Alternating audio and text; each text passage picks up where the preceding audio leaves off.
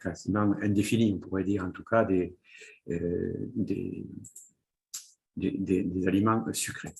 Pour ce qui est des aliments protéiques, c'est encore plus spectaculaire puisque du coup, le pollen de trappe à l'entrée de la ruche, si on l'oublie, ne serait-ce que quelques journées humides dans la trappe, on récolte de la moisissure sur les pelotes. Donc, alors qu'à l'intérieur de la ruche, il fait même plus chaud et humide, ce pollen transformé en pain d'abeille va pouvoir être conservé pour servir de nourriture protéique à l'élevage des larves. Ça veut dire qu'il y a intervention de micro-organismes finalement, de bactéries lactiques ou autres, qui vont permettre de transformer ce pain d'abeille en le rendant à la fois plus digeste et à la fois éviter sa dégradation par les moisissures à l'intérieur de la colonie.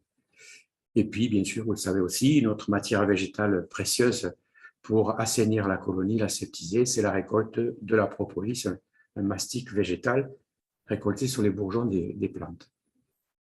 Autre originalité par rapport à d'autres insectes, même sociaux, c'est l'utilisation de matériaux de construction pour le propre nid, qui n'est pas récolté sur les plantes comme le font les frelons ou les guêpes, mais qui est carrément produit par l'insecte lui-même, par la colonie elle-même, et que ce matériau, justement, a une durée de vie, de présence, relativement longue, pour pouvoir justement assurer la pérennité de la colonie, et non pas, comme les frelons et les guêpes, ni jetables à usage unique.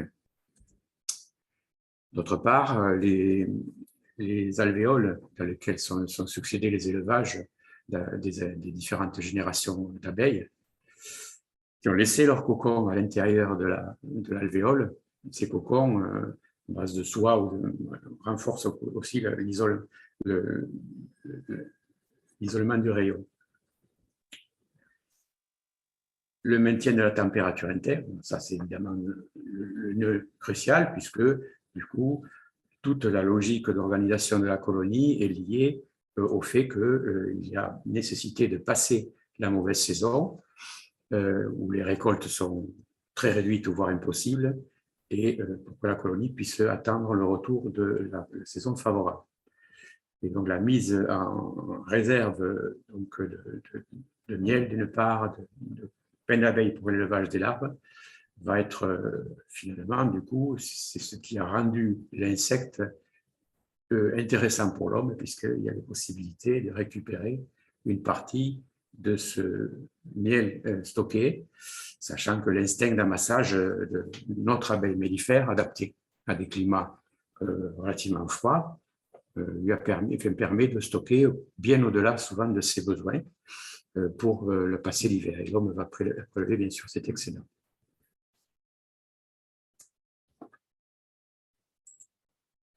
Alors, donc, pour cette stratégie de passage d'hiver, les abeilles fonctionnent sur le principe de la grappe hivernale, c'est-à-dire que une abeille seule est incapable de thermoréguler, c'est-à-dire de maintenir une température au-delà, théoriquement, elle est à la température de l'air extérieur si elle est isolée.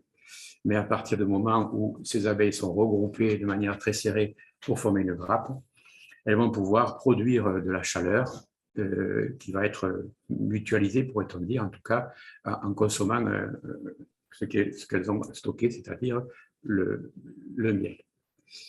Donc, une grappe, c'est par définition un amas d'abeilles réparti sur plusieurs cadres. Du coup, la couverture autour du cœur de grappe va assurer justement le maintien de la température à l'intérieur du cœur de la grappe. Je fasse ça parce que ça me gêne ici. Voilà. Donc, cette température au cœur de la grappe va dépendre bien sûr de la présence ou de l'absence ou de la quantité de couvain qui est présente avant l'hiver ou au cœur de l'hiver.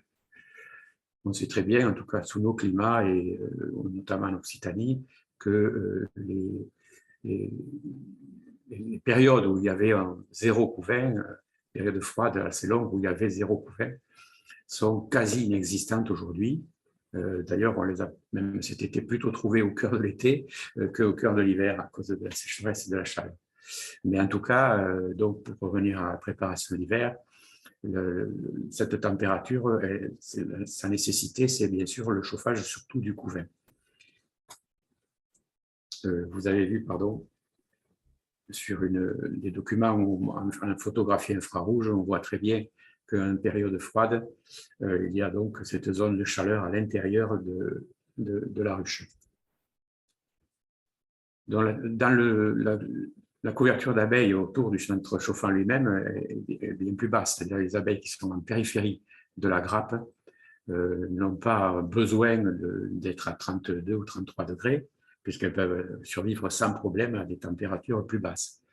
C'est donc bien le chauffage, entre guillemets, ou l'entretien en température du couvain qui est vraiment le cœur, le nœud, en fait, de réussite du passage de l'hiver.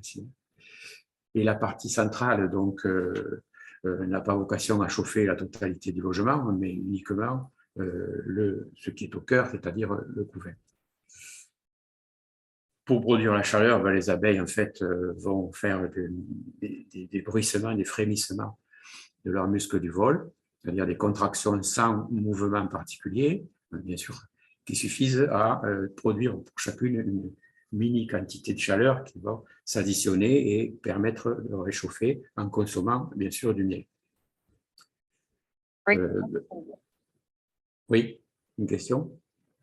Non, c'est un petit bruit parasite, ok. Donc, on consomme un glucide, les sucres, et avec de l'oxygène, on va produire de la chaleur. C'est un combustible, finalement, pas comparable au fioul, évidemment, mais c'est un combustible qui va permettre de fournir de l'énergie. Donc, ce système grappe permet donc d'économiser surtout les ressources stockées. On parle des ressources énergétiques lucides, puisque le pain d'abeille proprement dit, c'est-à-dire le stockage du pollen, n'est pas consommé et pas produire la chaleur. Donc, ça sera alors au niveau du redémarrage pour l'élevage des larves.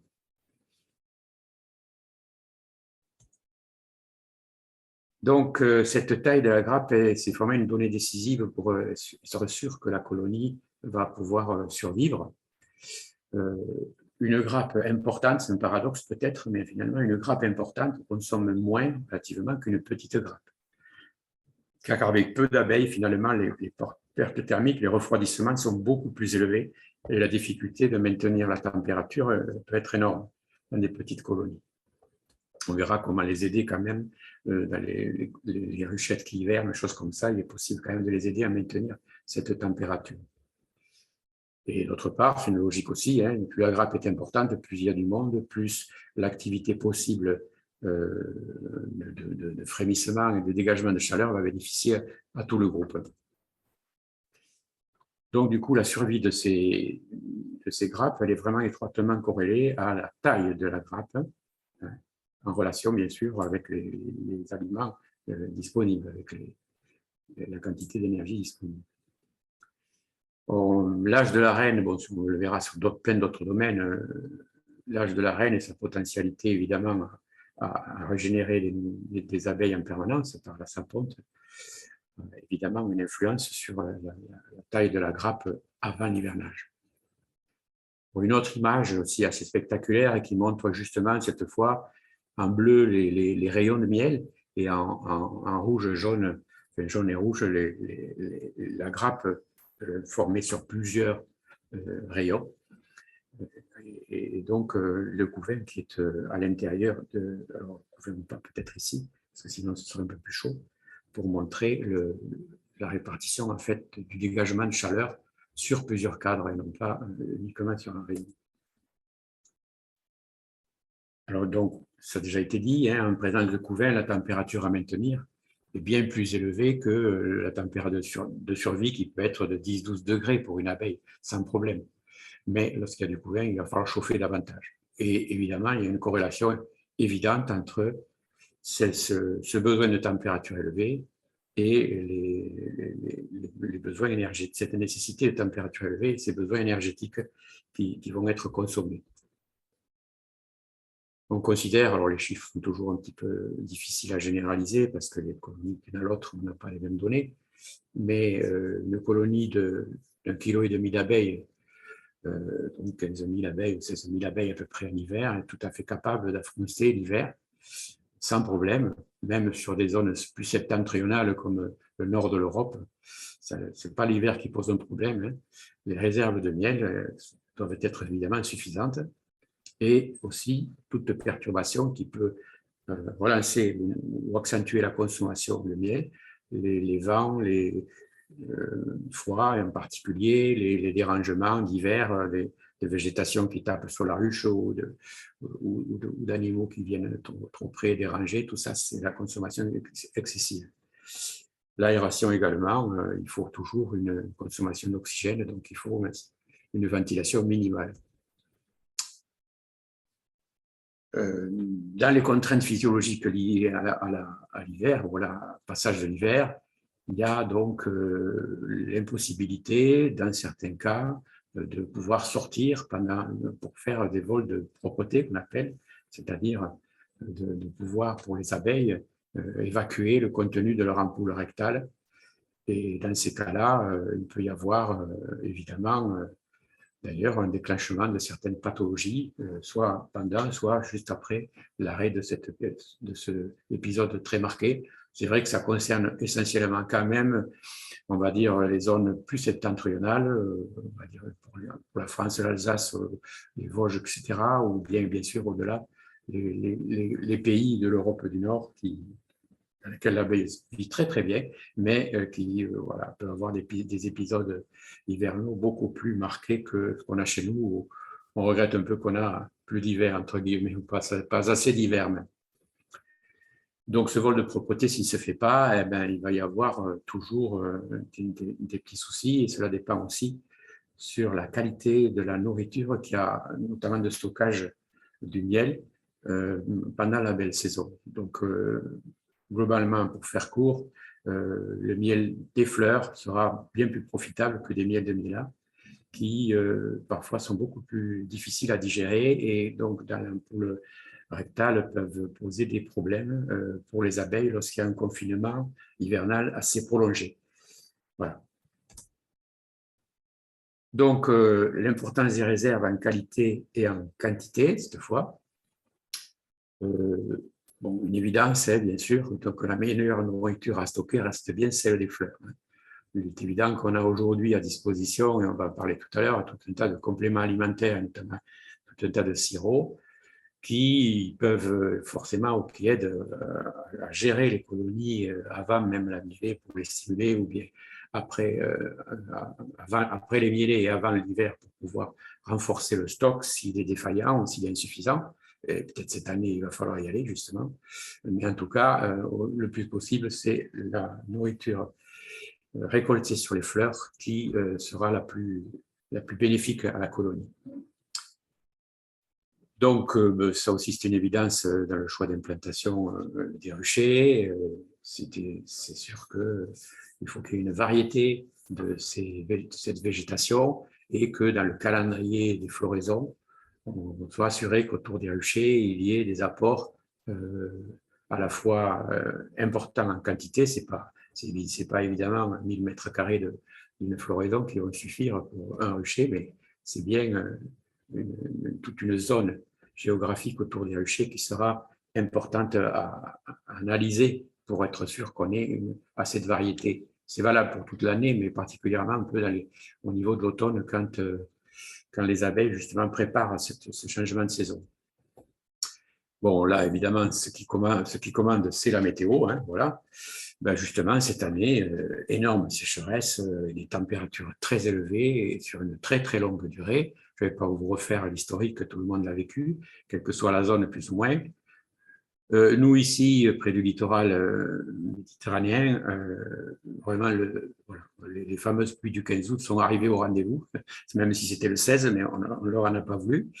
Et on a un changement de végétation spectaculaire. Bien sûr, on est passé du jaune paille tout grillé avant le 15 août à quelque chose qui est verdoyant comme au printemps aujourd'hui, avec en plus un rappel de pluie, ne serait-ce qu'il y a 48 heures, et de pluie importante. Voilà, donc c'est ce qui est décisif puisque c'est là que se décident en fait les floraisons qui vont avoir un apport important. Voilà, une évidence aussi, à la fois bien sûr le nectar, ça on pourrait à la limite, on va le voir, le compenser par des apports glucidiques, mais c'est surtout les apports de pollen qui, à la fois au niveau du stockage, mais aussi au niveau de la relance de la ponte de la reine pour l'élevage des larves, ces apports-là vont être cruciaux à cette époque-là. Donc, pour ces miels automnales, selon les zones, il y a des plantes particulièrement importantes pour assurer à la fois les apports de nectar et de pollen, comme on l'a dit. Alors, bien sûr, selon où l'on est, en zone méditerranéenne, nous, on compte déjà fin août, mais là, il était un peu sec, bien avant, le bulle-plèvre, ligneux, lignule visqueuse, selon les endroits, qui commence sa floraison à peine maintenant, mais qui va durer très longtemps et qui va apporter énormément de ressources décisives avec une qualité aussi de pollen nutritive importante, intéressante. Le lierre, c'est un peu en avance, mais c'est en octobre essentiellement, un peu partout, qui va commencer à fleurir, ou peut-être à commencer à certains endroits, mais je ne l'ai pas vu encore vraiment. De toute façon, quand on ne le voit pas, on l'entend, puisque à ce moment-là, on entend butiner de manière forte sur les fleurs de lierre, et donc ça n'échappe pas à l'oreille, si ça échappe à la vue dans un premier temps. Donc, pour ces réserves, c'est important ici, c'est les données décisives, c'est d'essayer d'évaluer ces réserves en relation avec la taille de la colonie, puisqu'on peut hiverner aussi bien des ruches importantes à 10 cadres que des colonies plus réduites en ruchettes de 6 cadres ou de 5 cadres, voire même pour certains qui ont un visage d'hiverner des nucléi, c'est-à-dire des mini-colonies. Là, évidemment, le soin à veiller pour les réserves va être important et la complémentation sera indispensable, bien sûr. Donc, à la fois le nombre de cadres occupés par la colonie, le miel s'apaise, donc on a un premier critère ici de test qui consiste évidemment à peser ou à sous-peser la colonie, c'est l'habitude avec aussi le poids de la caisse du logement qui a à déduire ou en tout cas à intégrer dans la pesée. Si on ne fait pas une pesée, on va dire, rigoureuse avec un peseur ou un outil de pesée, bon, c'est l'habitude un petit peu qui permet de savoir qu'est-ce qu'il y a un peu dedans, quoi. Mais ce poids de la ruche, il est à mettre en relation avec justement sa répartition, comme on va le voir à l'intérieur de la colonie, à la fois pour le miel et stocké et pour le pollen. Il y a des situations à risque aussi, justement, si ce stockage n'est pas fait de manière correcte pour envisager ce qui va se passer derrière. Je m'explique. On sait très bien que dans la fameuse grappe en question, la zone de ponte de la reine, c'est le cœur de la grappe, bien sûr. Quand elle a réduit sa ponte ou quand elle va la reprendre ensuite, c'est dans cette zone-là qu'elle va s'activer pour sa ponte entourée de toutes les abeilles qui la nourrissent, voilà, et qui la réchauffent aussi. Donc, ce cœur de ponte, c'est une zone cruciale pour la dynamique hivernale dans la réduction de la grappe et dans la augmentation de la grappe après. Et il peut arriver fréquemment, et en particulier cette année, justement parce que le cœur de grappe a été bien déserté par la reine pendant la période très sèche, puisqu'elle avait réduit fortement ou quasiment, dans certains cas, à zéro, sa ponte. Et du coup, au moment du redémarrage de douceur et de pluie, là, les abeilles vont stocker un peu de tout, et parfois un peu de tout et n'importe où. Notamment cette zone-là, cette zone centrale, si elle est encombrée par du stockage fait maintenant d'ailleurs, hein, ça va peut-être poser un problème dans un certain temps parce que du coup, il va y avoir blocage de ces alvéoles pour la ponte de la reine à un endroit où normalement il devrait y en avoir, ce sera le cœur de grappe. Il y a une mêlée un peu à risque justement à ce sujet. Il y a eu quelques épisodes historiques qui ont montré que cette mêlée de lierre la floraison du lierre, particulièrement intéressante pour l'arrivée du pollen, peut poser un problème parce que ce miel cristallise très vite. S'il est stocké dans une partie haute des cadres, ou plus forte raison s'il y a encore des hausses, mais c'est trop tardif normalement pour qu'il y en ait, mais il va cristalliser très vite. Alors, plus grave que sa cristallisation, c'est le fait que dans l'hiver, il va, au-delà de la cristallisation, carrément se déshydrater presque complètement. Et donc, dans l'hiver, il va devenir finalement une espèce de poudre blanche, on va dire comparable au sucre glace. Hein, ceux à qui c'est déjà arrivé savent de quoi je parle. On prend le cadre, on le secoue, et en fin d'hiver, souvent c'est parce qu'il y a une mortalité d'ailleurs hivernale, post-hivernale, et on voit finalement une pluie de poussière blanche très fine qui tombe. Et c'est du miel de lierre cristallisé, inutilisable. Les abeilles sont mortes sur une provision de nourriture qu'elles ont accumulée au mois d'octobre. Voilà. Ce sont des épisodes rares, mais qui peuvent arriver, notamment dans certaines zones de montagne ou autres.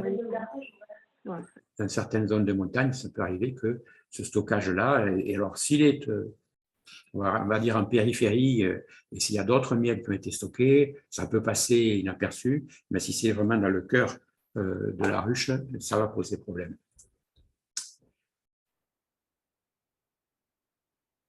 Vous avez là un exemple de, justement, dans le cœur de grappe, au lieu d'avoir des larves, on a un stockage important de peine d'abeille, de pollen sous forme de peine d'abeille, et évidemment, il n'est pas mobilisable comme le seraient des réserves de miel qui peuvent être déplacées, puisqu'il a vocation à être consommé au moment de l'élevage des larves pour la production de gelée par les nourrices, etc.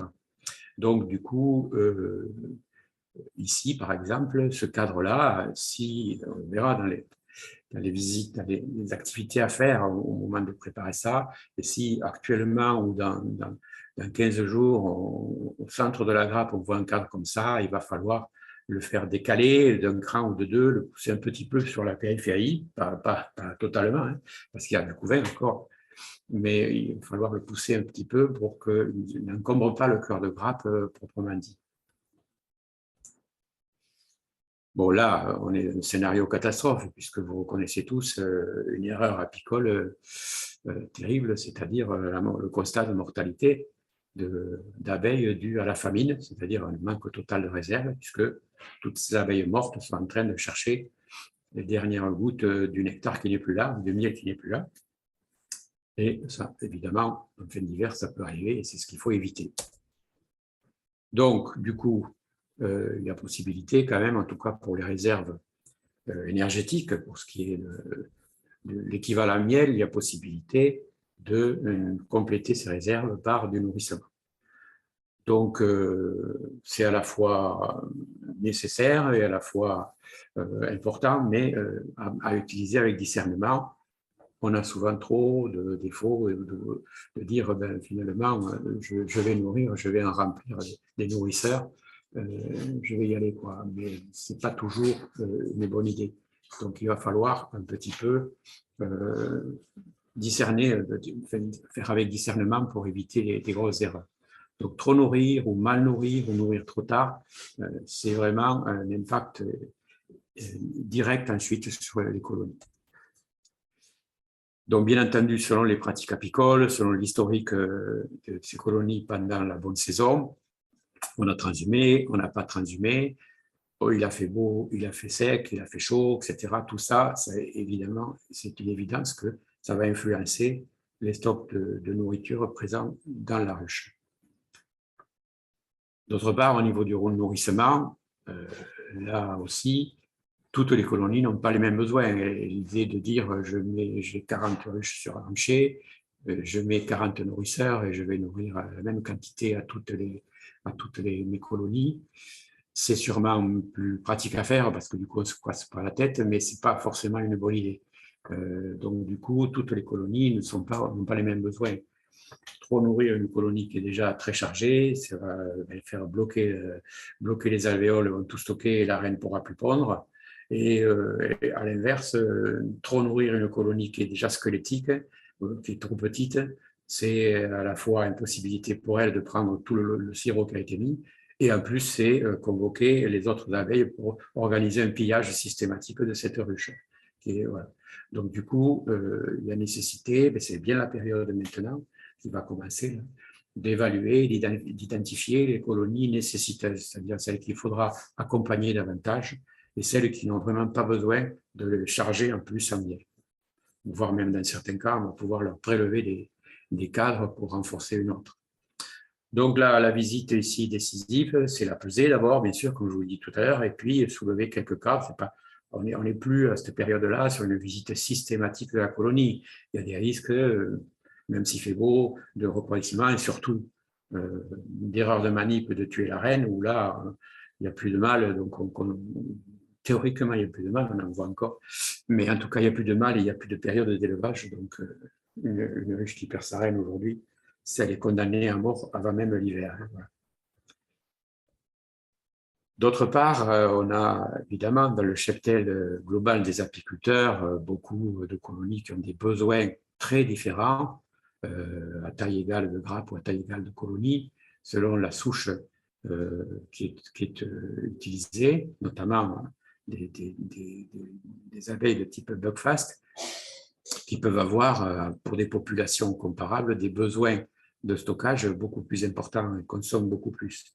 Donc, on doit savoir à peu près ce qu'on a.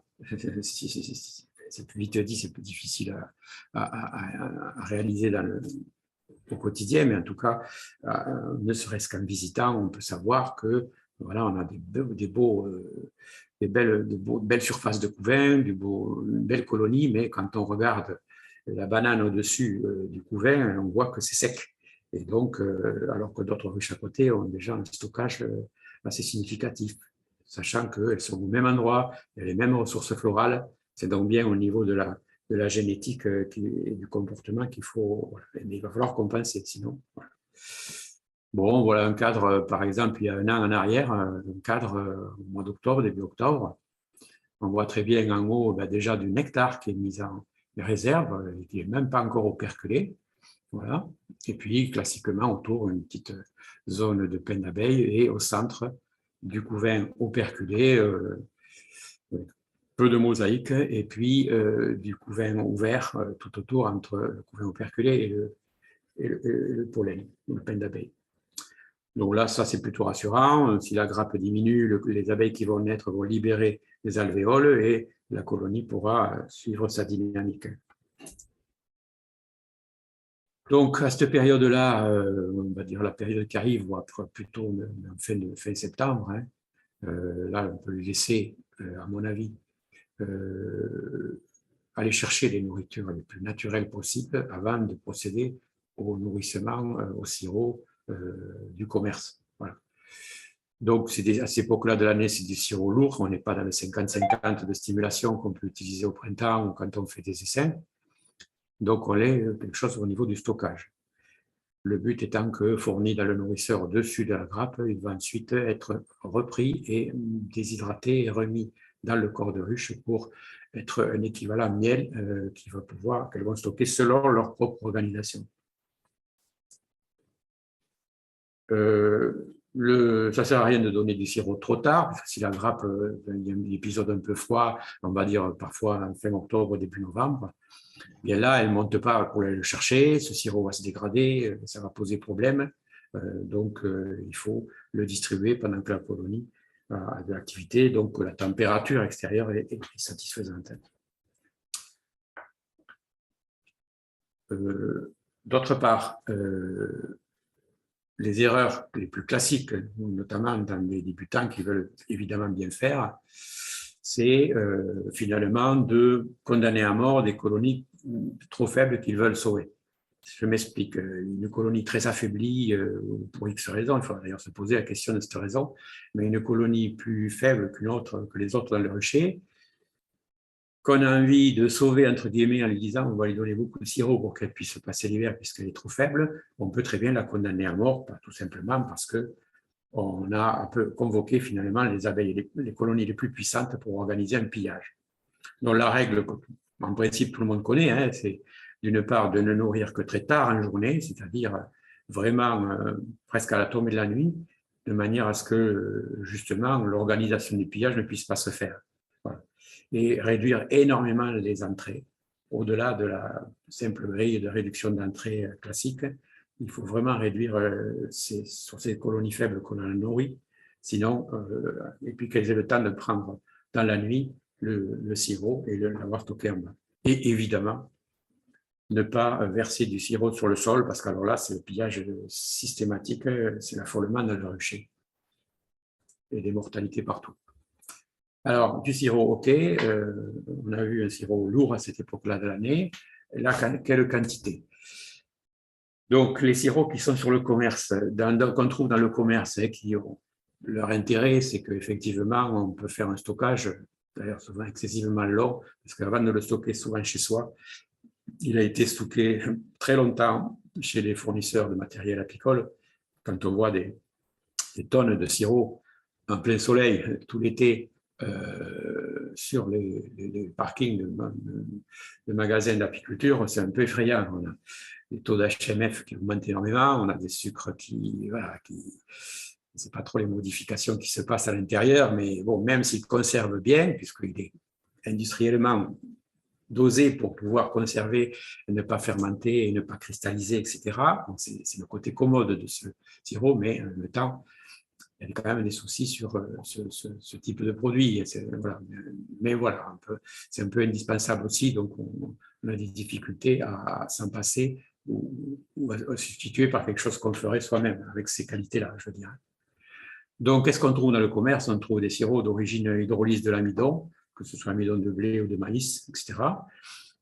Ou bien, alternativement, on a des sirops issus du saccharose, c'est-à-dire du sucre de canne à sucre ou de betterave. Voilà.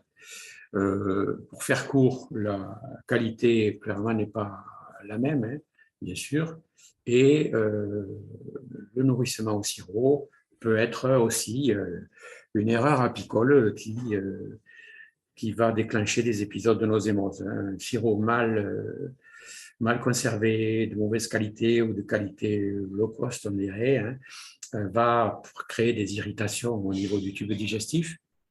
Et le parasite responsable de la nosémose, qui est toujours là, s'il trouve, après une irritation, une inflammation due à une erreur alimentaire, finalement, il va trouver ces conditions, lui, pour se développer et créer un épisode de nosémose. Donc, des sirops bas de gamme, on va dire, dans lesquels il y a des excès de maltose, des traces de molécules qui n'ont rien à faire a priori dans le sirop, mais qui sont des restes justement de l'hydrolyse chimique de l'amidon. Voilà, on va au contraire irriter un petit peu les abeilles, les perturber plus que les aider parfois. Bien sûr, la quantité du sirop à donner va dépendre du besoin de la colonie. On a dit qu'il fallait analyser un petit peu la nécessité ou pas déjà de nourrir et la quantité à estimer voilà, en fonction du type de colonie. Est-ce qu'on est sur une ruche, sur une ruchette 5 ou 6 cadres ou bien carrément sur un nucléus tout petit. Donc là, il n'y a pas de règle mathématique qui permettrait de dire, voilà, j'ai une recette et puis je vais l'appliquer.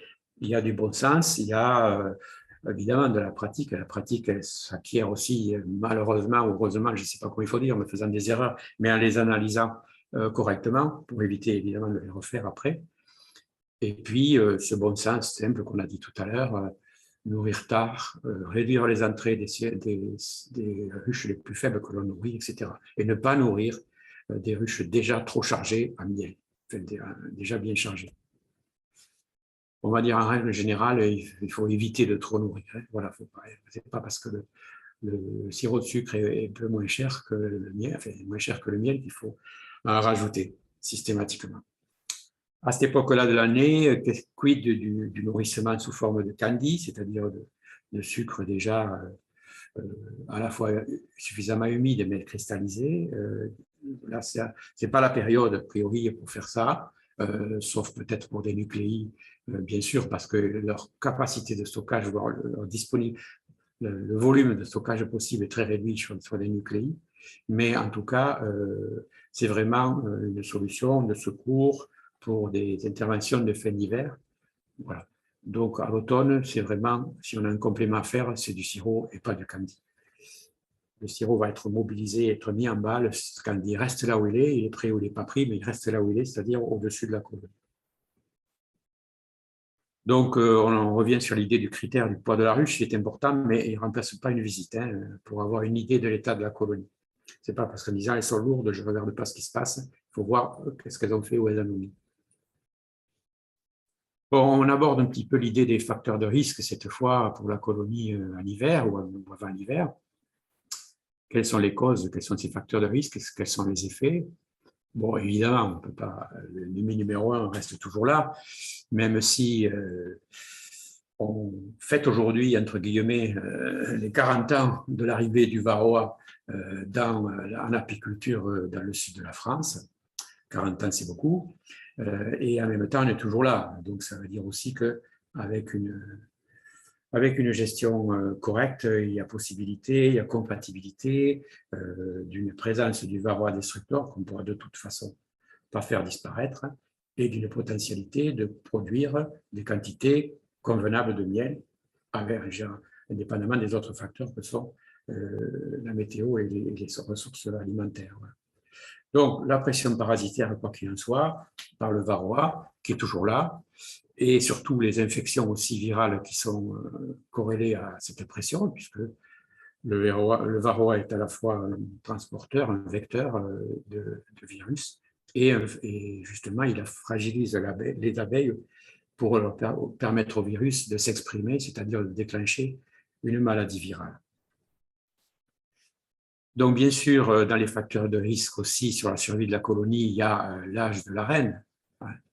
Bon, je peux vous refaire rapidement l'historique de tous les apiculteurs débutants qui sont frénétiquement, à juste titre, heureux de récolter des essaims à l'extérieur, qui savent plus ou moins, mais qui oublient qu'il s'agit de vieilles reines qui ont essaimé, c'est-à-dire 2 ans, voire plus, rarement des reines d'un an, et que du coup, même si avec la fièvre d'essaimage, ils ont pu récolter et s'installer, il n'empêche que, et ça s'est têtu, l'année d'après, elles auront 1 an de plus, c'est-à-dire qu'elles vont se trouver vraiment en fin de vie, et que du coup, voilà, il n'y a pas possibilité que sans remérage, que cette colonie repasse une saison supplémentaire. Donc, voilà, plus l'âge des reines est connu et marqué, et voilà, pris en compte, et plus le suivi sera sérieux et évitera les désagréments ou les déconvenus, parce qu'on voit des abeilles, on a l'impression que tout va bien, on voit une reine, mais elle ne nous indique pas, rien qu'en la voyant, quel est son âge, si on ne l'a pas noté par ailleurs. La génétique, c'est un peu plus compliqué.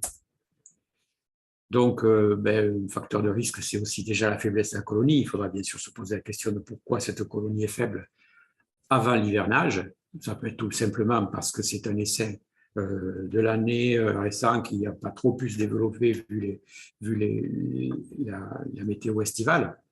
Mais il peut y avoir d'autres causes aussi. S'il était faible avant, il peut y avoir d'autres causes. Et on va voir qu'il va falloir intervenir ou qu'on ne fera pas des miracles avec une colonie très affaiblie avant l'hiver. Le lieu où on va les faire hiverner aussi, on va le voir, il est important, analyser un peu les situations à risque. Et bien entendu, tout ce qu'il peut y avoir comme stress supplémentaire, notamment, peut-être cette année, surtout en ce moment, je l'avais dit Irène tout à fait au début, la présence plus ou moins importante, plus ou moins stressante du frelon asiatique. Bon, on rappelle un petit peu des évidences à propos de la gestion du risque varroa, c'est que, en fait, même si ces abeilles paraissent saines, c'est-à-dire leur parasitage pendant la vie larvaire leur a permis malgré tout d'arriver jusqu'à l'émergence, sauf que du coup, évidemment, elles sont encore peu fournies, on va dire. Leurs glandes hypopharyngiennes qui fournissent la gelée royale ont des fonctionnalités diminuées, et par les prélèvements dus aussi à la ponction du varroa, leurs molécules immunitaires, leurs défenses immunitaires ont été ponctionnées, et la situation se trouve affaiblie à ce niveau-là. Sachant qu'on va vers la période où justement le couvain va diminuer, enfin en ce moment il réaugmente, mais il va diminuer à l'approche de l'hiver, Et par contre, la population de varroa va augmenter. Ça veut dire qu'on est au moment où les deux courbes vont se croiser, la courbe descendante du couvain et la courbe qui continue à monter de la présence de varroa dans la colonie. Donc, le taux d'infestation, tant au printemps, le varroa est présent, mais son impact sur la colonie est négligeable puisqu'on arrive à faire des récoltes et que la ponte de la reine va largement compenser bien au-delà la prédation par le varroa. Là, on est sur la période où, même si on ne voit pas toujours les symptômes sur les abeilles adultes, il y a malgré tout des abeilles diminuées qui vont avoir du mal à gérer justement la préparation à l'hiver. Donc justement, hein, c'est pas, on a ce geste, enfin, ce commentaire terrible de certains apiculteurs qui disent mais moi des varroa j'en ai pas vu parce qu'ils attendent d'en voir sur les abeilles pour dire qu'ils en ont. Bon, évidemment, c'est d'une naïveté un peu concernante, mais c'est voilà, on combat parfois encore ces discours-là parce qu'évidemment. Lorsqu'on va voir des populations d'abeilles encore très importantes, mais il s'agit bien de vieilles abeilles qui ne vont pas, qui sont en fin de vie. Hein. Mais si on ne va pas voir dans le couvain qu'est-ce qu'il y a, et que ce couvain, il est à la fois très réduit et il est complètement infesté, voire même multi-infesté, c'est-à-dire que chaque cellule peut avoir plusieurs varroa femelles qui se sont laissées enfermer. Et là, la larve d'abeille n'arrivera même pas à l'émergence, elle va mourir avant. Et bien entendu, l'infestation continue et s'amplifie. Donc, on va essayer de préserver les nourrices, c'est-à-dire les jeunes abeilles qui vont naître dans les semaines qui arrivent, là, puisque ces abeilles qui vont naître sous peu, donc doivent être alimentées par des nourrices, tant qu'elles sont à l'état larvaire, qui n'ont pas été parasitées, ou le moins possible, pour que la qualité de la gelée royale qui a servi à leur alimentation pendant quelques temps, de la bouillie larvaire ensuite, que cette qualité-là soit la meilleure possible pour que ces futures abeilles d'hiver qui, elles, qui vont naître en octobre et qui vont vivre jusqu'en février ou au-delà, dans certains cas, il faut qu'elles soient bien construites avec une bonne qualité. Donc, des ruches trop parasitées ou traitées trop tard, peut-être qu'on sauve des abeilles adultes, mais on leur sauve quelques jours de vie supplémentaires, mais pas le couvain de remplacement. Du coup, l'élevage des larves pour des larves d'abeilles d'hiver va très mal se faire et c'est un effet retard, une condamnation de la colonie à la fin de l'hiver. Bien entendu, et ce n'est pas l'objet de la conférence d'aujourd'hui, mais tous les travaux, tous les traitements de varroa ont dû être la vérification déjà du taux d'infestation et les traitements ont dû être réalisés selon la pratique apicole de l'apiculteur et le calendrier des mielés selon les zones, voire des transhumances. Ces traitements ont dû être mis en œuvre, qu'ils soient en conventionnel à partir de lanières d'amitrate, de tofluvalinate ou autre, ou bien qu'ils soient admis en bio, hein, ce n'est pas des traitements bio, c'est des traitements admis en apiculture biologique, ce n'est pas tout à fait la même chose. En tout cas, ils ont dû être faits après la récolte de miel. Il n'empêche que, malgré tout, très fréquemment, on a nécessité de contrôler les chutes de varroa via des plaques sous ruche. C'est maintenant une méthode, on va dire, en tout cas, on l'espère, mais en tout cas, très pratiquement, très couramment utilisée. La présence grâce aux plateaux, par exemple, assez commodes, genre un plateau Nico grillagé ou des plateaux grillagés classiques en bois et avec un grillage métal. Mais en tout cas, on peut du coup surveiller les chutes de varroa pour intervenir si nécessaire avant que ce soit trop tard pour faire tomber la pression de varroa, pas le faire disparaître, mais faire tomber la pression.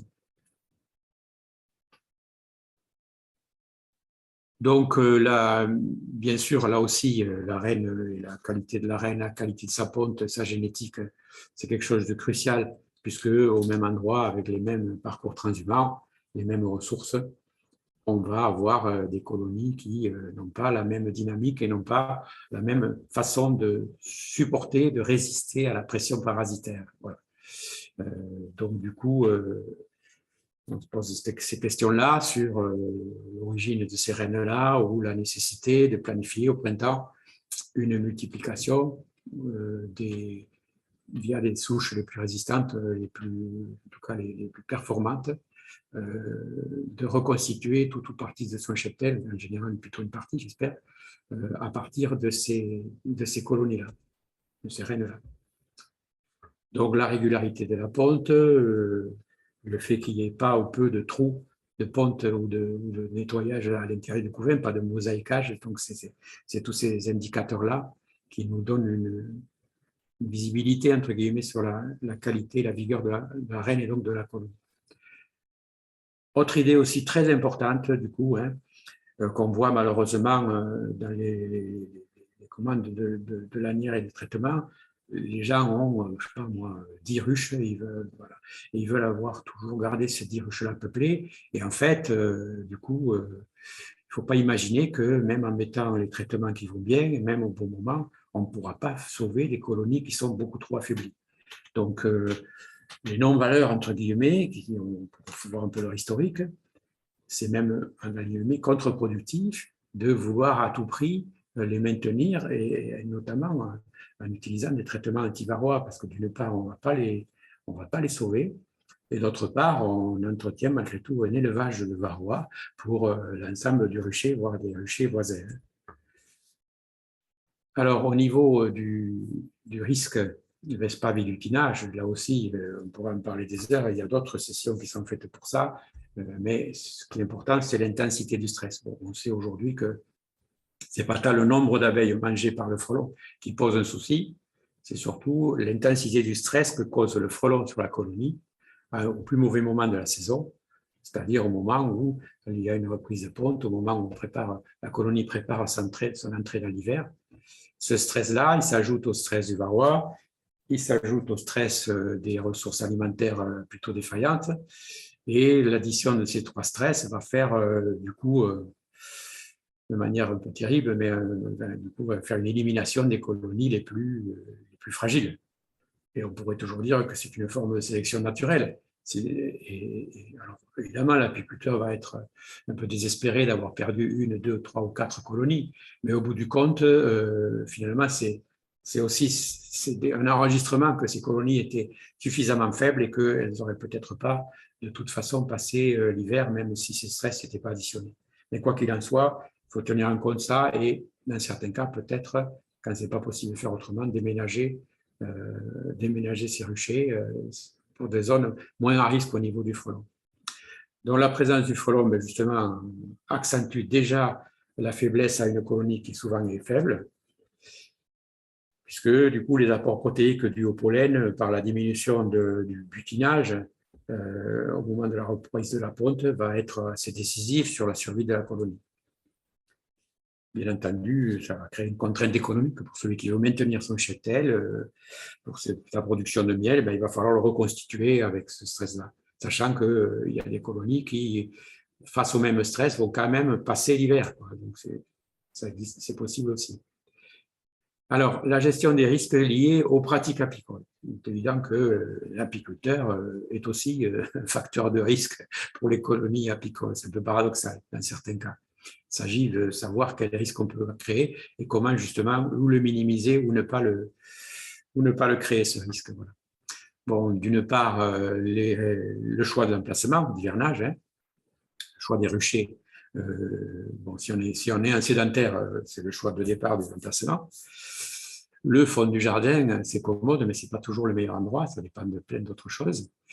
Voilà, l'exposition au vent froid dominant, voilà, pendant l'hiver, ça, il faut l'anticiper, parce qu'on ne va pas pouvoir régler la vitesse du vent et sa température. Voilà. Toute autre source potentielle de perturbation, chute de branches ou d'objets ou je ne sais quoi, ou de bruit parce qu'il y a une source de bruit périodique ou régulière à proximité, de bruit fort et violent. Voilà, les lieux humides aussi, c'est-à-dire les points bas des endroits particuliers qui sont trop longtemps à l'ombre, au cœur de l'hiver, où la circulation, paradoxalement, de l'air, cette fois, ne se fait pas assez. Ne parlons pas des vannes, on parle de circulation d'air ici. Et du coup, il y a une accumulation de masse d'air froid et humide qui va perturber la colonie et au pire, en tout cas, lui faire consommer beaucoup plus de nourriture. Quid des changements climatiques? Bon, évidemment, les médias cette année nous ont battu les oreilles avec oulala, oulala, oulala, comment ça va se passer? On n'en sait rien. Le fait que cette année était très très chaud ne veut rien dire. On a eu 2003 déjà, puis on a eu des saisons beaucoup plus favorables. On a eu une très belle année apicole en 2020 pendant le confinement, avec une belle production de miel. Et c'était qu'il y a 2 ans. Donc, du coup, la météo, c'est une chose, le climat, c'est autre chose. Quoi qu'il en soit, ces épisodes sont sûrement appelés à se reproduire plus souvent, peut-être. Et on n'a pas d'impact direct là-dessus, si ce n'est les comportements individuels d'énergie, mais au niveau de la planète, c'est un peu compliqué à gérer. Voilà. Et du coup, en tout cas, c'est une donnée à prendre en compte, notamment en apiculture professionnelle, pour dire que au niveau des prévisions, des prévisions de récolte, des plans voire même des plans économiques de développement ou de survie de l'exploitation, il faut intégrer ça de toute manière, qu'on le veuille ou qu'on ne le veuille pas, c'est sûr. Donc, nécessité de s'adapter aux évolutions des floraisons, choisir, voire modifier ces zones de transhumance, ces zones d'hivernage, etc. Ça complique encore une fois, bien sûr, le travail de l'apiculteur. Alors, on va aborder maintenant les travaux de mise en hivernage, proprement dit, c'est-à-dire la visite de contrôle sanitaire de l'état de la colonie avant l'hiver, bien avant l'hiver, la gestion du volume occupé par la colonie, qu'est-ce qu'on lui propose comme volume, est-ce qu'on peut le réduire, est-ce qu'il y a besoin de tout ça. Dans certains cas, on a utilisé avec modération la réunion de certaines colonies et l'idée d'isolation de la ruche. Donc, là, c'est vraiment la technicité de l'apiculteur qui est en jeu, c'est-à-dire sa capacité à pouvoir repérer à la visite, en soulevant quelques cadres, il ne s'agit pas d'une visite complète comme au printemps peut-être, mais de surveiller l'état de la population d'abeilles, les anomalies du couvain, les anomalies bien sûr sur les abeilles, de comportement ou de morphologie. Voilà, ça il faut effectivement se familiariser à ce que c'est qu'un comportement normal, ce que c'est que couvain normal. Voilà, mais ça, c'est la formation initiale ou continue via les ruchers écoles, via d'autres procédures en fait qui permettent à l'apiculteur d'augmenter sa technicité petit à petit, pas uniquement via des essais, des échecs et des réussites, mais voilà, ensuite en mutualisant aussi les compétences. Bon, le travail que mène Irène là-dessus sur justement créer des supports de formation, on va dire, tels que modestement celui d'aujourd'hui, mais qui permet justement d'augmenter le savoir et la technicité des apiculteurs pour sauvegarder leur colonie. Donc, le nombre de cadres occupés, bien sûr, peut prendre une décision pour le volume final à proposer à la colonie à ce moment-là. Est-ce qu'il est nécessaire de la maintenir sur 10 cadres parce qu'il y a 10 emplacements de la ruche d'Adam? Pas forcément. Il faudrait peut-être réduire ce volume, on va le voir. Bien entendu, si on a dans la zone du couvain operculé, on voit que ce couvain n'a pas l'aspect uniforme qu'on a vu tout à l'heure, avec juste quelques petits trous sans opercule.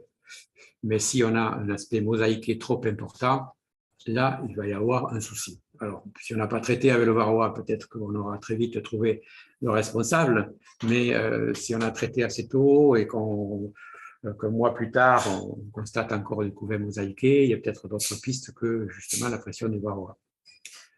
Qu'est-ce qui peut arriver? Et même à cette époque-là, il peut y avoir des épisodes de loques européennes, voire du couvain saxiforme, c'est-à-dire des mycoses également aussi, il peut y avoir. Donc à repérer et à se familiariser avec ces symptômes-là, ces signes cliniques-là. La loque américaine, donc pathologie beaucoup plus grave, hein, mais il peut y avoir eu justement des colonies. Quand la loque américaine était beaucoup plus présente que maintenant.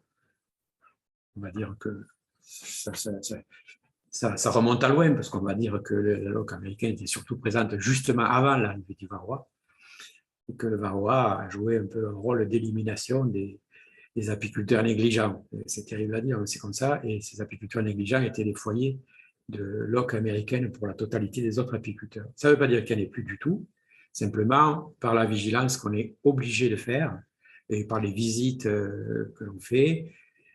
Tout apiculteur doit être capable de repérer le plus vite possible des symptômes de ce niveau-là et de faire intervenir soit son GDS via les TSA, soit en tout cas signaler ces épisodes-là, puisque même si la législation évolue à ce niveau-là, au niveau des maladies à risque avec arrêté préfectoral, etc., malgré tout, ça peut rester un impact important et que les colonies négligées sont une source pour le rucher lui-même, mais aussi, plus gravement toujours, pour les ruchers du voisinage. Voilà.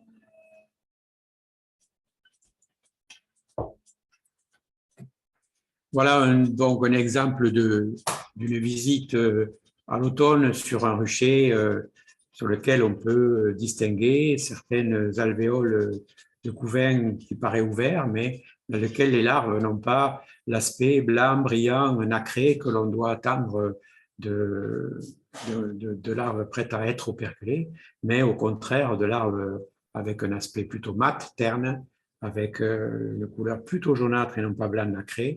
Donc voilà, c'est visiblement un épisode ou un début d'épisode même si on ne pose pas le diagnostic là, puisque pour le poser, il faudrait avoir fait des analyses, etc. Mais dans la pratique apicole des apiculteurs qui ont la technicité suffisante, ils savent gérer ce genre de choses-là, ou en tout cas le détecter, voilà, d'épisodes de loque européenne, pathologie moins grave que la loque américaine, bien sûr, mais qui peut d'ailleurs faire une auto-guérison, hein, voilà, selon la saison, mais qui va de toute façon poser un problème et qui, avant l'hiver, va peut-être aider à prendre une décision pour ne pas forcément conserver une colonie comme ça, parce qu'il y a des chances que ça devienne une non-valeur et un risque pour, pas uniquement pour cette colonie-là, mais pour l'ensemble du rucher.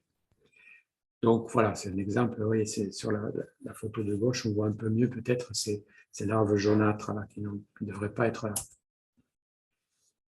Qu'est-ce qu'il en est des colonies faibles? Il faudra bien sûr se poser la question de pourquoi c'est une colonie faible. Ça peut être normal parce qu'il s'agit d'un essaim qu'on a passé en ruche tardivement, qui, à cause de l'été, n'a pas pu se développer comme on le pensait, mais la dynamique de ponte est assez jolie, la reine est toujours là, elle a un comportement correct, les abeilles aussi. Bon, voilà, c'est une colonie affaiblie, faible, mais pas forcément affaiblie. Voilà. Donc, on peut la renforcer. Si nécessaire, je vous disais tout à l'heure qu'on peut prélever sur une autre ruche beaucoup plus puissante, voire même trop bien développée, à cette époque-là de l'année. On peut lui piquer un cadre, voire deux, en brossant les abeilles, pour ne pas mélanger les abeilles. Et la renforcer comme ça, si nécessaire, tant qu'il est encore temps, au mois de septembre. C'est possible. Et on va pouvoir réduire d'un cadre par une partition la colonie puissante à qui on a piqué un cadre de réserve ou un cadre de couvain à réserve, par exemple, si nécessaire. Bon, bien entendu, si on a une suspicion sur cette colonie, c'est-à-dire si elle est affaiblie parce qu'elle a peut-être une maladie, il ne faut surtout pas la renforcer. Voilà, si le couvain est suspect, ça ne sert à rien. Il va falloir poser la question de la supprimer, mais surtout pas essayer de la renforcer, si on a une suspicion de pathologie, de maladie. Donc, du coup, si on vise à renforcer une colonie plutôt faible, c'est parce qu'on a une idée, bien sûr, d'une production printanière. Par exemple, on sait que c'est une reine de qualité. La colonie est faible parce qu'elle n'a pas eu le temps de se développer, mais à cause de l'été, mais elle va donner normalement l'an prochain. Donc là, à ce moment-là, on va la préparer à bien hiverner parce qu'on compte sur elle pour la production au redémarrage printanier.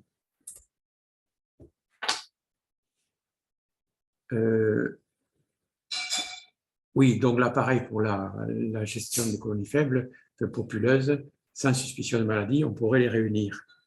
mais c'est important de savoir, comme j'ai déjà dit, pourquoi elles sont faibles.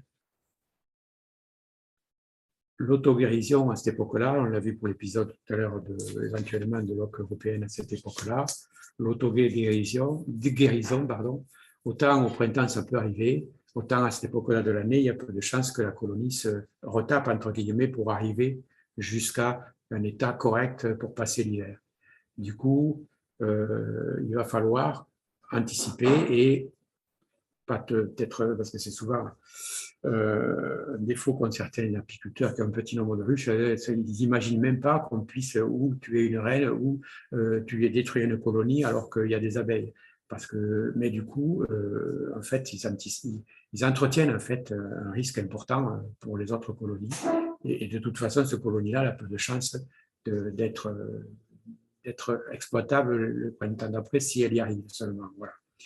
Donc, dans le cas-là, il faut tout détruire pour la colonie qui est vraiment très impactée et ne pas faire n'importe quoi, brûler le matériel, désinfecter, etc. Une ruche malade dans un rucher, c'est un danger potentiel pour tout le rucher et même les ruchers des voisins. Les techniques du genre transvasement à visée sanitaire, c'est quelque chose qui peut être préconisé par les vétérinaires en conseil, par les vétérinaires, par les apiculteurs et les TSA, les techniciens sanitaires. Mais ça ne se fait pas à ce moment-là de l'année, c'est au printemps, bien entendu. Et encore que sur des colonies qui le mériteraient, avec beaucoup de population et avec une végétation et des journées plus longues, etc. Donc, ce n'est pas le moment. Donc, réunir des essaims tardifs mais bien développés, ça peut se faire. Hein. Donc, il va falloir garder qu'une reine, bien entendu, donc il faudra faire un choix. Mais on peut très bien, on va passer toutes les techniques diverses, hein, avec une reine, on mélange des cadres, on peut saupoudrer de sirop aromatisé pour atténuer un peu les odeurs des ruches et éviter trop de bagarres, mais ça peut se faire, c'est des techniques. Hein. Voilà, ça peut être un essaim tardif avec une colonie dont la reine a une espérance de production pour l'année d'après qui est pas bonne. Voilà, donc ça, ce sont des techniques délicates à ne pas faire n'importe comment. Il y a des sessions de formation où il y a en tout cas des documents qui permettent de bien se documenter si nécessaire, mais malgré tout, ça reste toujours des pratiques à risque. La gestion du volume occupé par la colonie. On a dit que donc c'est le moment où on va décider si il est pertinent de laisser 10 cadres dans la colonie pour passer l'hiver par rapport à la taille du nombre des abeilles qui sont présentes à l'intérieur de la ruche. Voilà. Laisser 2 cadres vides de chaque côté, enfin 2 cadres non occupés par les abeilles de chaque côté parce qu'il y a 10 places dans la ruche, c'est une bêtise. Aujourd'hui, il y a possibilité de partitionner, de réduire le volume, parce que ces cadres qui ne sont pas visités, enfin, qui ne sont pas occupés par les abeilles pendant l'hiver, pendant la grappe, on va les retrouver dans cet état-là à gauche, c'est-à-dire moisis dans le bas. Et dès que c'est moisi, les abeilles n'y vont plus de toute façon, il est inutilisable pour la saison suivante.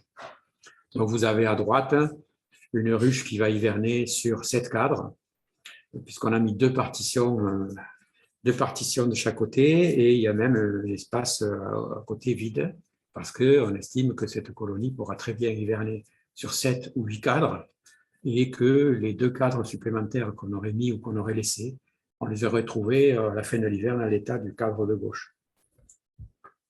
Donc, c'est partition type PIP, partition haute performance, isolante haute performance, mise au point en particulier par Mike Guillemin. Pour ceux qui ne le connaissent pas, c'est un apiculteur handicapé physique sur fauteuil roulant et qui fait des tonnes de miel malgré tout et développe des pratiques assez originales et a mis au point ces partitions-là, haute performance avec des sandwichs d'isolant enfermés par du papier métallique bulle. Et du coup, on a une gestion de la température dans la colonie qui est assez spectaculaire, parce qu'on peut retrouver carrément au ras de ces cadres isolants, on peut retrouver déjà du couvain finalement sur le cadre de rive, puisque le cadre de rive étant la partition isolante, le cadre suivant est déjà couvert de couvain, alors que normalement, avec le froid, il devrait être beaucoup plus à l'intérieur. Donc cette gestion-là est assez spectaculaire. On fait ça dans les ruchers écoles aussi, justement. Si vous ne mettez qu'une partition, c'est-à-dire si vous estimez qu'elle va passer sur 9 cadres, la colonie l'hiver, et non pas 10, mettez une partition du côté le plus froid, c'est-à-dire l'orientation de la ruche, la partie de la ruche qui se trouve vers le nord ou le nord-est. Voilà, qui est la zone la plus froide à protéger, du coup. Si on en met 2, c'est plus simple à faire, de chaque côté. Donc, si on a du miel sur les cadres de rive, il est évident qu'on en enlève un, on peut renforcer à condition qu'il soit propre et qu'il ne soit pas moisi. Si ça a déjà commencé à moisir sur une face et qu'il y a du miel de l'autre côté, ce n'est pas la peine de se dire on va garder ce miel, c'est dommage, je vais donner à manger. Non, si le cadre est déjà moisi d'un côté, il faut détruire ce cadre. Ce n'est pas la peine de le garder même s'il y a un peu de miel.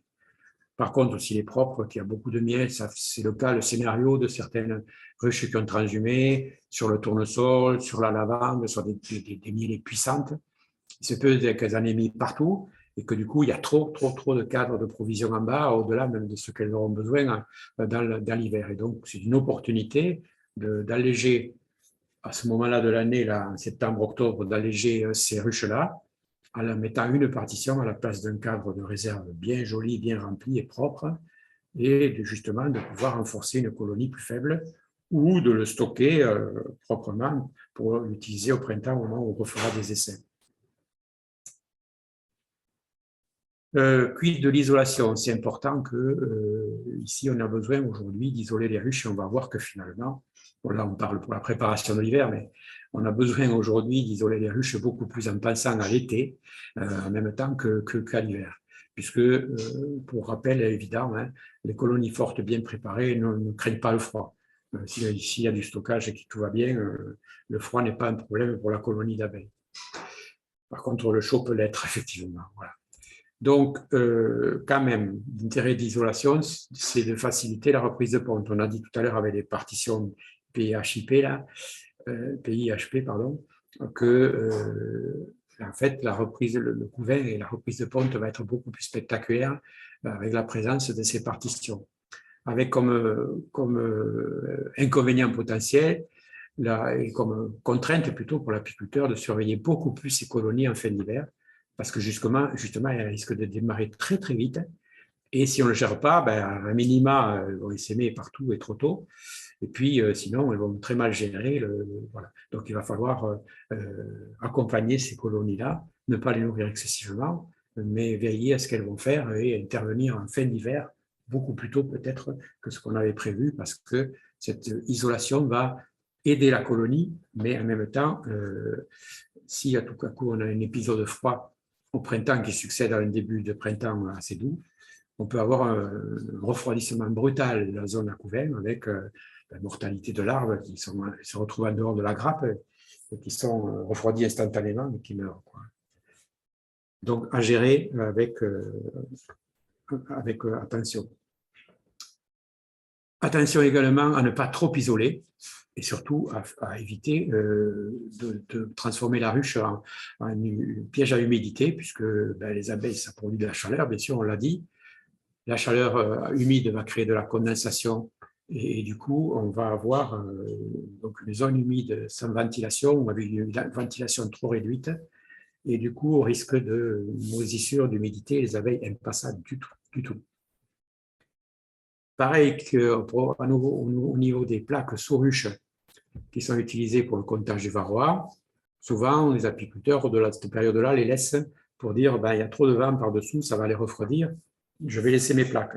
Alors on va dire oui, si on les met à zéro, on les nettoie, on les réinitialise très régulièrement pendant l'hiver. Sinon, on va accumuler sur ces plaques des débris de cire, des moisissures, des insectes morts, des morsures, tout ça, tout ce qu'il faut pour créer une atmosphère insalubre au-dessous de la ruche, puisque les abeilles ne peuvent pas le nettoyer.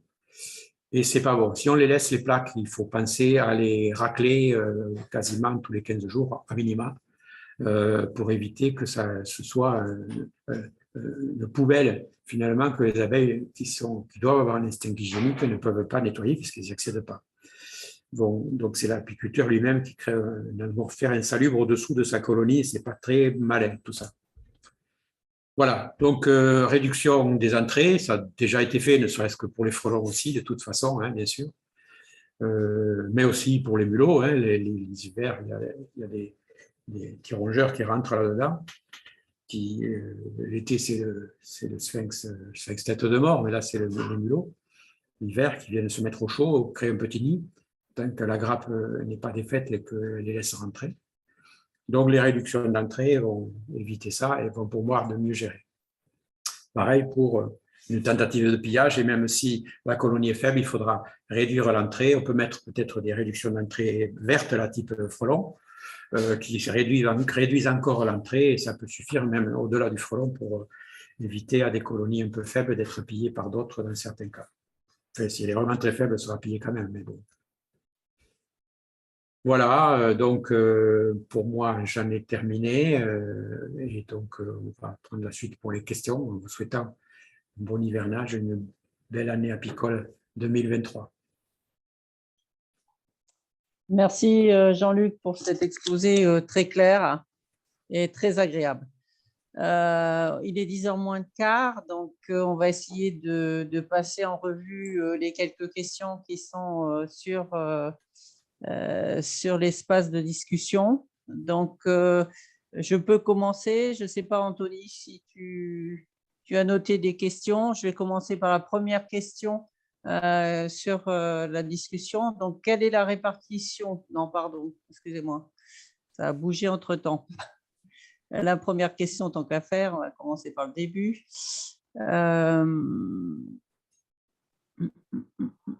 J'ai perdu. Bon. Je vais regrouper un peu par thématique. Vas-y, Anthony, si tu as classé par thématique, ça sera encore mieux. Il y avait une question matérielle, là, mais Jean-Luc vient d'y répondre. C'était par rapport justement en fait, fermer les ruches,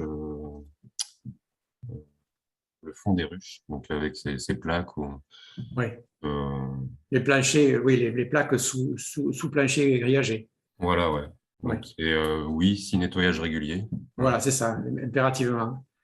Sinon, certains disent que c'est pas grave, même avec le vent froid, puisque dans la nature, c'est un peu comme ça. Même si c'est froid, il n'y a pas besoin d'isoler par en bas afin de mettre une plaque. Mais bon, parfois, notamment certains épisodes beaucoup plus froids, ça peut aider la colonie, si on a un doute, à lui passer, à mieux absorber ces périodes de vent froid, mais à condition de ne pas oublier de le nettoyer régulièrement. Alors, c'est intéressant parce que du coup, on n'a pas besoin d'ouvrir la colonie, d'enfumer, de quoi que ce soit. On pratique délicatement, on tire, on gratte et on remet. On ne dérange personne, enfin, on ne dérange pas la colonie. On n'a même pas besoin de s'habiller, de s'équiper pendant l'hiver. Voilà. Mais c'est important de le faire parce que c'est une accumulation de cochonneries en dessous de la ruche. Ça fait un peu désordre, tout ça. Faire attention simplement qu'il n'y ait pas effectivement de condensation dans les ruches. Oui. Donc, effectivement, ça dépend aussi de l'altitude à laquelle on est et puis de la région dans laquelle on est, en fait. Tout à fait, oui, tout à fait. Les condensations, effectivement, peut provoquer des mycoses derrière, donc être vigilant là-dessus. Oui. Et sinon, il y a pas mal de questions concernant le nourrissement ou l'état des réserves. Oui. Donc, concernant le sirop du commerce, est-ce qu'il est nécessaire de le diluer systématiquement? Non, en fait, le sirop du commerce, logiquement, surtout pas à cette période de l'année. Quand il est livré prêt à l'emploi, il est livré à une concentration qui, à la fois, assure sa conservation pour le vendeur de sirop et pour l'apiculteur. Et si on le dilue, on va faire tomber cette concentration nécessaire à la préparation du stockage pour l'hiver. La dilution, la question se pose qu'au printemps lorsqu'il s'agit de stimuler la colonie pour augmenter sa population pour faire des essaims, ou tout simplement quand on a des essaims pour stimuler la croissance. Mais là, on dilue le sirop. Mais à ce moment-là, il ne faut surtout pas le diluer, au contraire. Je dis, on ne peut pas le concentrer, mais on va le laisser tel quel, on ne peut pas le diluer. Non. Par rapport à des constats de ponte, avec les conditions de sécheresse actuelles, là, il y a pas forcément des bonnes conditions de ponte. Là, ce serait plus un sirop de stimulation qui serait approprié là, pour relancer maintenant ou... Alors, C'est sur du oui, moi, je n'encouragerais pas ça. Il faut que ce soit, de mon point de vue, l'effloraison relancée les pluies qui stimulent d'elles-mêmes la colonie, parce que c'est à la fois le pollen qui apporte les protéines et stimule la ponte de la reine, et le nectar qui amènera le futur miel à stocker, en tout cas les sucres à stocker. Par contre, à la fin du mois de septembre, lorsque on aura déjà une rentrée de nectar significative naturelle, là, il y aura nécessité peut-être de compléter en parce que du coup, le nourrissement d'automne, c'est pas un nourrissement qu'il faut faire tous les 3-4 jours pendant 10 jours, comme la stimulation au printemps. C'est vraiment un apport relativement massif, le mot massif étant à prendre la précaution, hein, relativement massif en 2 épisodes, voire 3 maximum, dans le nourrisseur, pour que ce soit le plus vite possible stocké en bas, pas plus. Voilà. Et ça peut se faire à la fin vraiment à la fin de la période de remplissage naturel, parce que là, elles auront mis le sirop, enfin, le nectar le plus naturel possible à l'endroit où elles ont choisi, et en fait, le complément viendra plutôt avant l'hiver, mais en fin de la période de stimulation naturelle par les fleurs, et il se fera au meilleur endroit possible, géré par la colonie elle-même. Ça, c'est mon point de vue. Stimuler maintenant, on prend le risque d'accélérer, d'accentuer la dynamique de ponte de la reine, certes, mais derrière, il va falloir le gérer quand le froid arrivera. Et on peut créer un autre souci qui est justement trop de couvains. Et si un coup de froid arrive mi-octobre, fin octobre, on va avoir du couvain ouvert avec des larves qui vont se trouver hors de la grappe qui, elle, va se resserrer. Et ce couvain va mourir de froid en 24 heures, même pas. Ouais. Donc, c'est à risque de nourrir en stimulation maintenant, clairement. Je crois qu'il vaut mieux compter sur la stimulation naturelle des fleurs. C'est mon point de vue. Hein. Après, il peut y avoir... Quand il n'y a plus du tout de... La question, c'est que là, avec la sécheresse, etc., qu'il y a eu plus le frelon qui s'y met, la rentrée, effectivement, naturelle est assez compliquée. C'est vrai, c'est vrai. Donc, on peut quand même se poser la question, est-ce qu'il ne faut pas quand même restimuler un tout petit peu la ponte? On peut peut-être le faire au début, là maintenant, en fait, je dis au début, c'est-à-dire finalement anticiper un petit peu, parce que toutes les fleurs n'ont pas démarré, elles ne sont pas au même niveau de production de nectar. Donc, on peut très bien, effectivement, anticiper un petit peu par quelques apports à 3-4 reprises avec des petits volumes de sirop, cette fois du coup dilué, 50-50, voilà. Mais ne pas exagérer cette stimulation de mon point de vue, parce que il va falloir que, justement, les apports naturels et les apports glucidiques du sirop soient de la meilleure qualité possible à l'intérieur de la colonie, là où elles ont décidé, elles, de le stocker par rapport à la dynamique de ponte de la reine. Voilà. Après, c'est toujours délicat, hein, et les règles que l'on évoque là ne sont pas appliquées peut-être ni pour toutes les colonies, ni pour toutes les zones géographiques, ni pour toutes les zones climatiques. Donc, du coup, il y a toujours du doigté là, et comme par définition, ce n'est pas toujours une règle.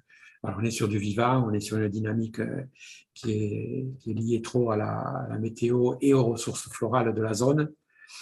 Chacun doit connaître sa zone, doit connaître les disponibilités de fleurs. Est-ce qu'il y a assez de diversité? Est-ce que d'accord, il y a des fleurs, mais il n'y a qu'une espèce finalement en fleurs, ou qu'une ou deux.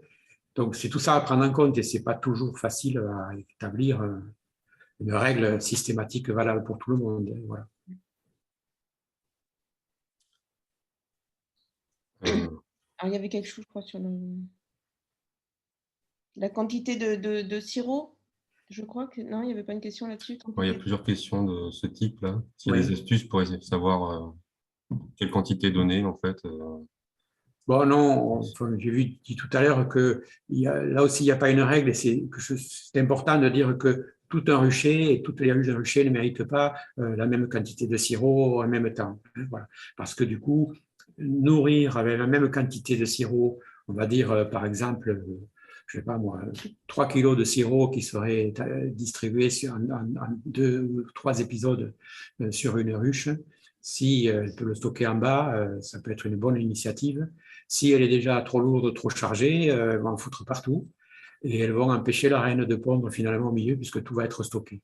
Et pas au meilleur endroit possible pour la colonie parce que le meilleur endroit, il est déjà occupé par… Voilà. Donc, la visite, simplement en soulevant le couvre-cadre et en regardant le remplissage des têtes de cadre en haut, on n'est même pas obligé, si on a un peu l'habitude, de les soulever, les cadres. Mais on voit très bien le gonflement en tête de cadre de la présence operculée de nectar, de miel operculé. En voyant ça, même si on n'a pas toute l'étendue du stockage, plus le poids en soulevant, on se dit, cette ruche-là, ce n'est pas la peine de la nourrir, quoi. Ça va servir à rien, on va gaspiller le sirop et au contraire, on va la pénaliser parce qu'elle va stocker son miel à l'endroit où elle devra pondre après. Donc, ce n'est pas une bonne idée. Voilà. Donc, du coup, il y a ce doigté-là, entre guillemets, de ne nourrir que ce qui est nécessaire. Ça peut être, comme je vous l'ai dit tout à l'heure, entre 2 et 3 kilos, voire plus, pour certaines ruches qui ont, on parle c'était un buckfast, qui ont beaucoup de couvains operculés, mais où visiblement la banane au-dessus, près du bois, là, se retrouve sèche sur une bonne partie. Là, il y a nécessité d'intervenir assez massivement en 2-3 fois pour que ce soit rempli à ce moment, avant la mi-octobre, on va dire. Hein, voilà, entre le 1er et le 15 octobre, c'est le moment, mais laissons peut-être le mois de septembre faire les remplissages naturels, avec aussi la dynamique de reprise du couvert. Et elles vont réguler la zone de ponte, la zone de stockage elle-même, selon la taille de la colonie et sa dynamique. Voilà. Alors, un peu de stimulation, oui, comme le disait Karine tout à l'heure, oui, pourquoi pas, mais en tout début, là, maintenant, mais ne pas prolonger ça de manière excessive parce qu'on ne va pas vers les jours sont plus courts, on ne va pas vers l'augmentation de toute façon du nombre. Il y a une reprise de ponte, mais on n'est pas mai-juin, bien sûr. Voilà. Alors pour ceux qui ne sont peut-être pas trop habitués, pardon, je t'ai coupé, Irène. Pour ceux qui ne sont peut-être pas trop habitués, effectivement, le pesage à l'arrière des ruches peut être quand même une bonne indication pour savoir s'il y a besoin de nourrir et puis à quelle quantité il faut nourrir, quoi, hein. Donc, alors avec un peson en fait, à l'arrière, il suffit de peser la ruche et puis vous multipliez par 2 et vous obtenez le rendement. Donc, c'est assez facile à faire, quoi. Et donc, en gros, une ruche d'Adam 10 cadres, elle doit faire 25 kilos pour passer l'hiver, quoi, 25-30 kilos pour passer l'hiver. Donc, si on les resserre après sur 7 cadres, on va dire une ruche d'Adam doit faire au moins 20 kilos pour passer l'hiver, quoi. Oui, tout à fait. Donc, on a vu le poids de la ruche, c'est déjà le premier facteur. Et souvent, avant même d'ouvrir, enfin, quoi que ce soit, comme tu dis, Karine, mathématiquement, si on a un peson, on est plus rigoureux.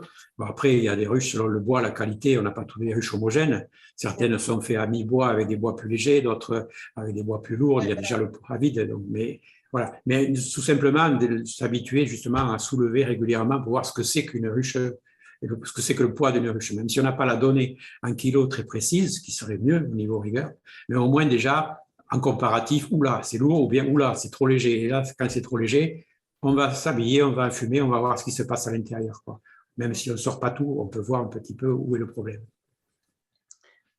Moi, je voulais poser la question par rapport au cadre rempli de pollen. Donc, on en fait quoi au final, comme il y a beaucoup de couvains, et on le décale Oui, on le décale. On ne peut pas le décaler à l'extérieur parce qu'il va moisir très vite si les abeilles n'y sont pas.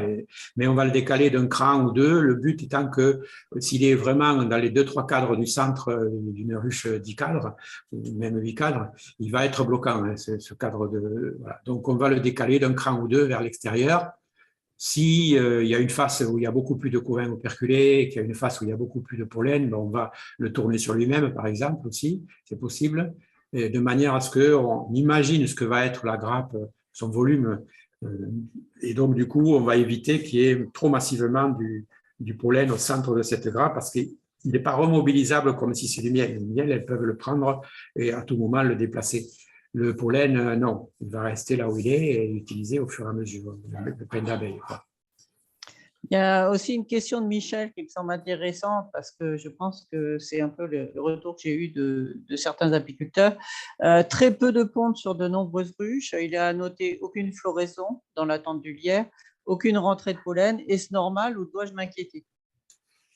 Bon, évidemment que si il y a des pluies et que la végétation elle a un retard au démarrage par rapport au retour d'un sol plus humide, donc il y a une période difficile à gérer, ce qui est l'attente de floraison significative. Et là, ben, comme disait Karine tout à l'heure, où on peut évidemment supplémenter, ne serait-ce que parce qu'on n'a pas d'autres solutions avec un apport glucidique, mais il faut aussi on stimule, c'est le pollen qui stimule la ponte de la reine aussi, et autant c'est relativement facile de complémenter glucidique, autant c'est compliqué, voire à risque de complémenter avec du pollen, les pâtes protéinées ou des choses comme ça, c'est pas pour cette saison. Voilà, donc c'est un peu compliqué. C'est la zone elle-même qui est plus ou moins favorable à un maintien pérenne de colonies au même endroit. C'est difficile à dire parce que certains disent mais oui, mais moi, je ne peux pas les mettre ailleurs. Ok, mais voilà, toutes les zones géographiques de la France ne sont pas des zones forcément intéressantes pour les abeilles. C'est difficile, c'est un peu têtu, mais c'est un peu comme ça. Voilà, il faut choisir sa zone et la complémentation artificielle ne remplacera pas tout de toute façon quand même. Et justement, 2 questions là sur l'apport protéique. Donc, tu as répondu par rapport des conseils, le candy protéiné en septembre.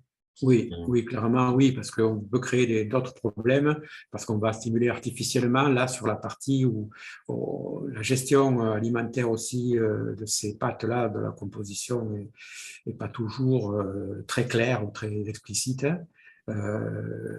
Bon, je ne parle pas des risques de pathologie, parce que c'est souvent stérilisé, voire même radioactivement stérilisé pour les sports de l'oc américaine, mais au moins au niveau aussi alimentaire, on peut créer pour les abeilles des stress internes au niveau digestif qui sont des portes ouvertes à des opportunités de parasites type Nosema, etc.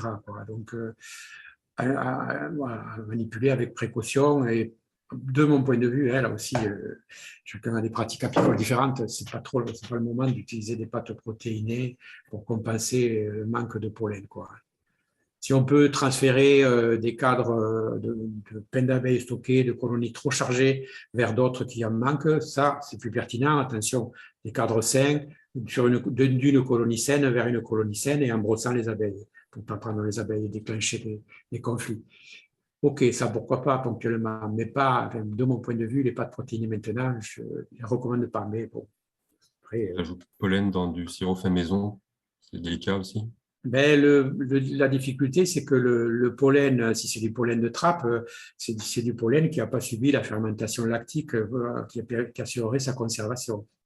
Donc, il va être beaucoup moins digeste aussi, puisque dans les fermentations du micro-organisme qui transforment le pollen de pelote en pain d'abeille, il y a aussi une digestion, déjà une prédigestion qui va rendre ce pollen plus facile à absorber, notamment la cellulose, etc. Un tas de choses qui perturbent la digestion du pollen brut.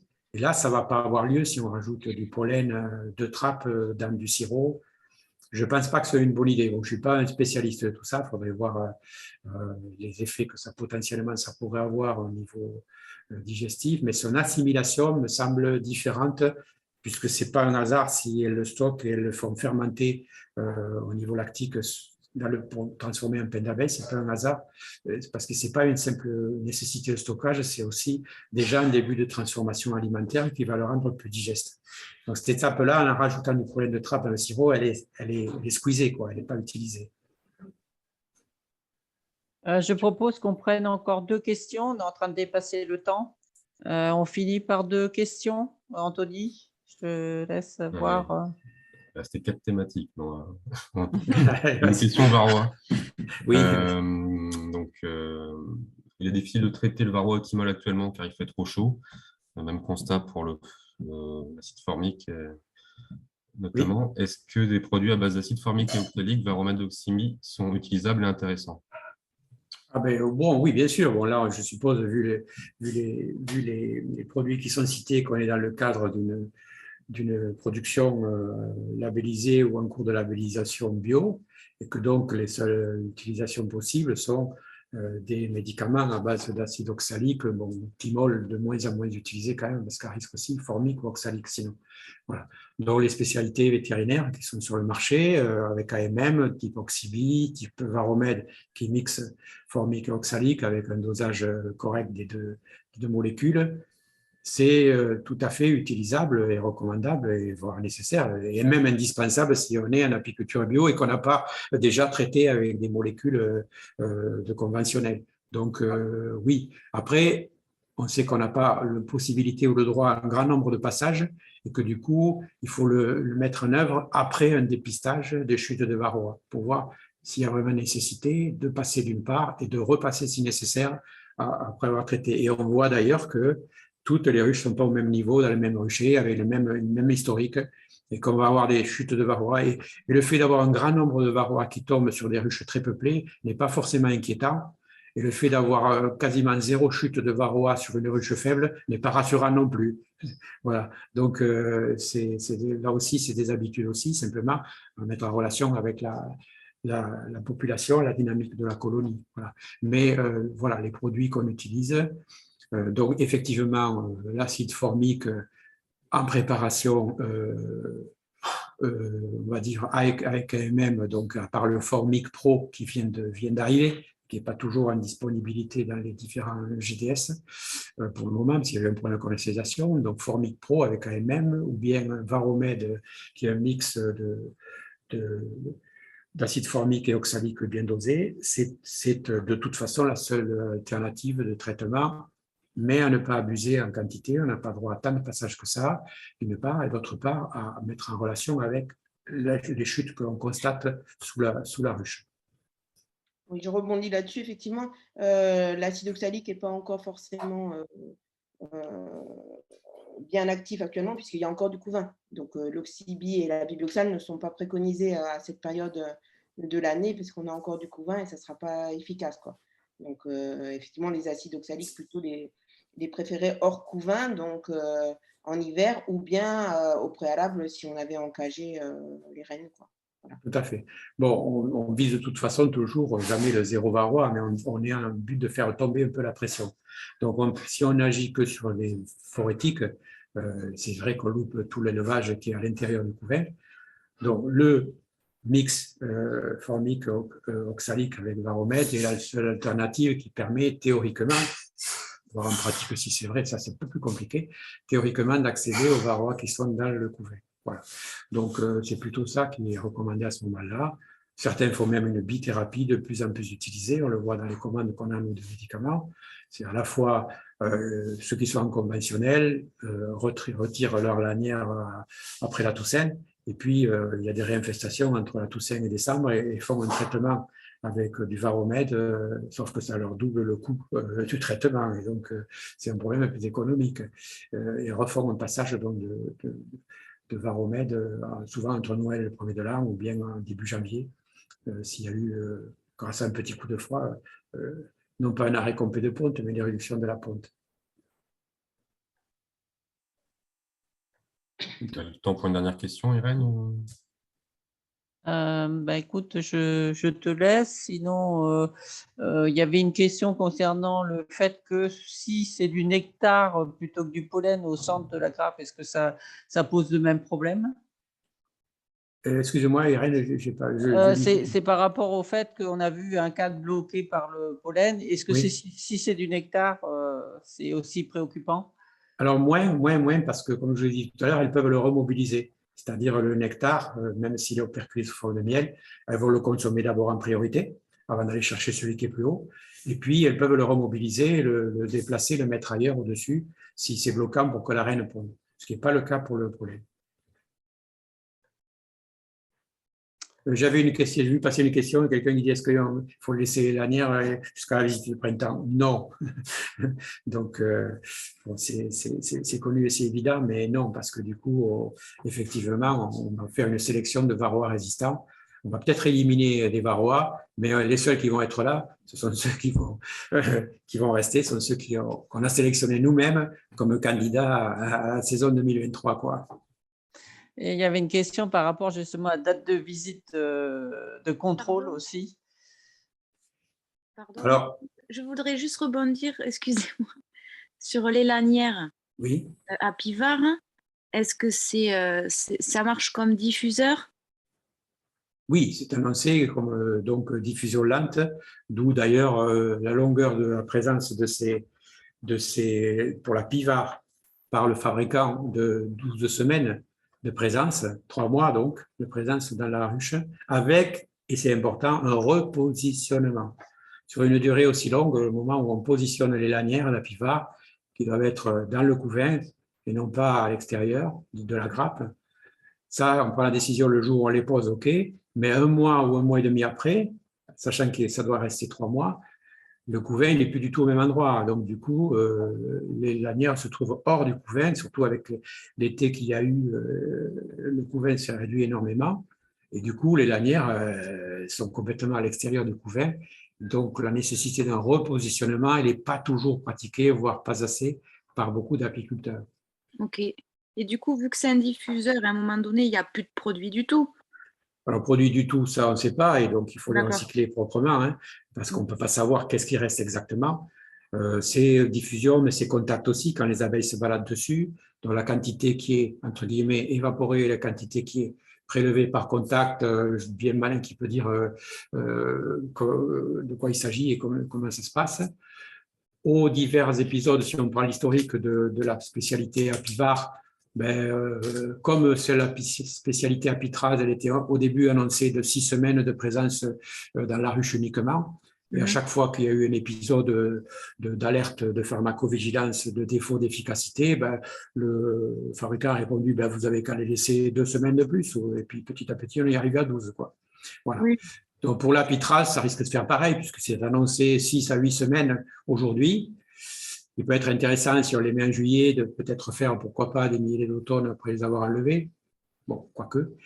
Mais du coup, peut-être qu'un jour ou l'autre, on nous dira non, finalement, l'apitraz, il faut le laisser 10 semaines ou 12 semaines s'il y a des alertes de pharmacovigilance et de perte d'efficacité. Voilà, on ne sait pas trop. Oui, donc on ne sait pas exactement la dose qu'ils mettent dedans. Alors, le dosage est le même, hein, c'est 500 mg, de toute façon, et c'est la même molécule. C'est la nature du support qui est beaucoup plus lisse et chez Apivard et beaucoup plus rugueux que chez Apitraz, et du coup, peut-être l'évaporation, la disparition de la molécule active peut être plus rapide chez Apitraz que chez Apivard, avec un effet peut-être choc plus important. Je mets toujours des peut-être parce que tout ça, c'est des intuitions ou mais on n'a pas de vraies études sérieuses pour comparer systématiquement les deux spécialités vétérinaires. Là. Du coup, il n'y a pas d'intérêt de les laisser plus longtemps. Non, là, de toute façon, il faut respecter la posologie. Hein, pour le moment, sinon, on ne sait plus de quoi on parle. Les uns les laissent tout l'hiver, les autres tant. Il y en a beaucoup qui le laissent jusqu'au printemps, en fait. C'est pas une bonne idée. Bien sûr, c'est pas une bonne idée. Alors après, voilà, on n'est pas. un peu dans les messages. Hein. Oui, oui, bien sûr. Après, on n'est pas derrière chaque apiculteur. Hein. On connaît même des professionnels qui, eux, disent moi, je vais prendre, puisqu'il y en a un qui serait à libération rapide d'amitrase, l'autre libération lente, je vais mettre une lanière d'apitrase et une lanière d'apivard dans la même ruche. Ah oui. Bon, mais on ne peut pas leur dire ne fais pas ça ou fais pas ça. Ils ne respectent pas la posologie du fabricant, mais en même temps, ce n'est pas des enfants et nous, de toute façon, on n'est pas derrière eux, on n'est pas des gendarmes. Donc, c'est parce que ce n'est pas la même molécule, c'est ça? Si, c'est la même molécule, mais ce serait l'effet de diffusion, de la rapidité de diffusion qui ne serait pas la même. Je prends du conditionnel. Hein. Ça, c'est important aussi. Oui. Voilà, mais c'est leur propre analyse, c'est-à-dire qu'ils se transforment en expérimentateurs auto-évaluateurs, auto-évalués. Donc, on est dans on est autre chose. Bonjour. Si je peux me permettre, il ne faut vraiment pas laisser les bandelettes plus longtemps que ce qui est recommandé, parce qu'en fait, on a un produit qui est efficace à des doses en fait, qui sont calculées par l'autorisation de mise sur le marché. Et lorsque on laisse trop longtemps, en fait, c'est parce qu'on n'a plus la bonne dose de médicament dans le produit. Et du coup, on est en dessous des doses efficaces, donc ça ne fait plus rien à varroa. Et même, on peut entraîner des résistances parce que du coup, il est exposé à des faibles doses, il connaît la molécule sans que ça le tue. Et c'est là qu'on va avoir des problèmes de résistance à des molécules qui vont se mettre en place comme ça. Donc, c'est hyper important de ne pas laisser trop longtemps parce qu'on a un risque de résistance à cause de ça. Même si on fait un traitement d'appoint à l'acide oxalique en hiver? Bah, ça changera rien parce qu'en fait, Non. c'est la durée d'exposition à la molécule de l'amitrase. En fait, si on n'est pas sur des seuils suffisants pour pouvoir tuer le varroa, et ben, il va être exposé à des petites quantités d'amitrase et il y a des mécanismes de résistance qui vont se mettre en Bien place. sûr, ouais. Merci beaucoup. Excusez-moi, on nous recommande de gratter les lanières au bout de 4 ou 5 semaines. Qu'en pensez-vous? Alors, il ne s'agit pas, enfin, gratter la lanière, ça veut dire qu'effectivement, ces lanières peuvent être encombrées par de la cire ou de la propolis, ou soit un mélange de cire ou propolis. Et le fait qu'on positionne les lanières à l'intérieur du couvain crée aussi quelque chose d'assez pénible souvent, c'est-à-dire qu'effectivement, les abeilles sous les lanières, de part et d'autre, sur chacun des deux cadres qui encadrent la lanière, ont une zone finalement où elles ne vont pas pouvoir mettre, la reine ne va pas pouvoir mettre du couvain. On est au centre du couvain et la reine ne va pas pouvoir répondre parce que la hauteur, tout simplement, de possibilité pour la cellule, de part et d'autre de la lanière n'est pas possible. Donc on a des zones que les abeilles referment finalement ou essayent de refermer parce qu'elles les considèrent comme ne faisant plus partie de la zone du couvain vu que de toute façon la reine ne peut pas y aller pour pondre. D'accord? Donc ça, c'est l'effet mécanique de la présence des lanières qui peut être parfois très gênant puisque notamment les lanières apitras sont plus longues et donc la surface non disponible à la ponte sur deux lanières, ça crée mine de rien un manque de couvain disponible et d'abeilles à venir à cause de la présence des lanières. Donc, là aussi, le fait de les laisser trop longtemps et au-delà de la date nécessaire fait que, alors, le contrepartie pour l'apitras, c'est qu'on a besoin de les laisser moins longtemps, donc si on les enlève plus tôt, on rend disponible cette zone-là, c'est même 2 fois 2, il y a 4 zones du coup, mine de rien assez importantes, qui sont non disponibles pour la ponte. Donc, si on laisse les lanières trop longtemps et au-delà de ce qui a été donné, finalement, on réduit la zone du couvain potentiel dans la grappe pour la colonie. Voilà. Et donc, les abeilles le considèrent comme étant hors zone couvain. Comme tout ce qui n'est pas gérable, elles essayent de le fermer. Voilà. Donc, elles le ferment avec de la propolis, de la cire, etc., remobilisées. Et nos languettes, quand on veut les repositionner, elles sont parfois plus ou moins couvertes de cochonneries. Alors, évidemment, on donne un petit coup de lève-cadre pour les racler si on veut les repositionner, mais c'est pas on racle pas systématiquement, on enlève juste les ponts de cire, les choses qu'elles ont mises sur les lanières. Si je peux me permettre aussi, on a fait une expérimentation à l'ADA l'année dernière avec Veto Pharma sur l'efficacité d'Apiva. Puis en lien avec les potentiels phénomènes de résistance. Donc, il existe des populations de varroa résistantes, mais ce n'est pas l'unique raison de ce qu'on pourrait considérer comme des échecs de traitement quand on voit des populations de colonies à l'automne. Il y a aussi beaucoup de surinfestation initiale qui explique les phénomènes des populations. Et le constat quand même assez général, c'est qu'il reste trop de varroa, ce qu'on appellerait varroa résiduel en fin de traitement. C'est là que le traitement d'hiver est nécessaire pour diminuer, donc avec une autre molécule pour le coup, donc généralement c'est l'acide oxalique. Et c'est cette population résiduelle là qui va déterminer la dynamique du varroa la saison suivante. Le traitement d'hiver ne va pas favoriser vos survies hivernales, c'est le traitement de fin de saison qui va vraiment être déterminant. Par contre, le traitement d'hiver va assurer la santé de vos abeilles d'été en quelque sorte, en limitant les niveaux d'infestation en fin de saison, ce qui améliorera le traitement de fin de saison l'année suivante. Mais en tout cas, le constat, c'est quand même qu'il reste beaucoup de varroa après traitement, quoi qu'il en soit. Même s'il est efficace à 95%, les 5% résiduels, ils peuvent être assez énormes dès qu'on dépasse 5000 varroa dans la colonie en début de traitement. Ouais, on revient sur l'idée qu'on avait évoquée tout à l'heure, c'est-à-dire que ces médicaments, même bien appliqués, même bien utilisés, ce n'est pas des produits miracles, ça ne va pas sauver des colonies qui sont de toute façon trop affaiblies. C'est souvent le constat, certains disent « Ouais, mais cet Apiva ou cette molécule, ça ne marche pas parce que j'ai des colonies qui sont mortes, pourtant j'avais traité. » Oui, mais de quoi on parle? On ne parle pas des mêmes colonies et dans quel état elles étaient. Donc, voilà, on a 20 ruches et on a 20 situations différentes, pour faire court. Voilà, donc au fil de l'eau, on constate que certaines vont bien s'en sortir et d'autres, de toute façon, quoi qu'on fasse, y compris en traitant au bon moment, avec de bons produits, en respectant l'AMM, etc., pour autant, on ne va pas les sauver quand même, hein, parce que voilà, elles étaient dans un état d'affaiblissement pour les X raisons, on en a vu certaines, qui font que de toute façon, elles ne se seraient pas retapées, la colonie. Alors, sur les fortes infestations, on pourrait imaginer au préalable un traitement flash pour faire baisser la pression varroa dans la colonie avant d'installer les lanières. Mais bon, il faudrait au préalable déjà faire un comptage et comme aussi ça dépend de la quantité de couvain qu'on a dans la colonie, voilà, c'est pas forcément évident, mais sur les fortes infestations, on pourrait imaginer de raisonner comme ça, quoi. Oui. D'oxalique et puis après les Ou d'enlever du couvain après. Mais bon. Après, avant l'hivernage, pardon. Oui.